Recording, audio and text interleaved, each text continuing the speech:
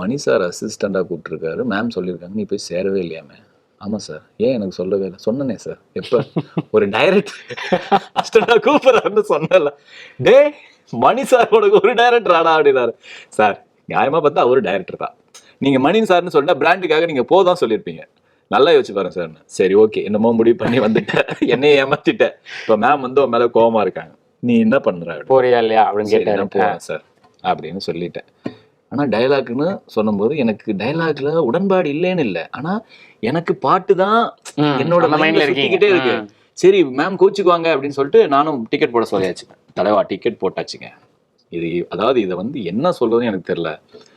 10 மணிக்கு ஒரு மெசேஜ், நீங்க நாளைக்கு ரஹ்மான் சார் 10 மணிக்கு மீட் பண்ணணும் மரியான் படத்துக்கு. சரி ஏங்க ஃபிளைட் 7 மணிக்கு, நான் இங்க இருந்து பாம்பே போயிருவேன். இப்ப இதை மிஸ் பண்றதா, அதை விடுறதா, இதை பண்றதா?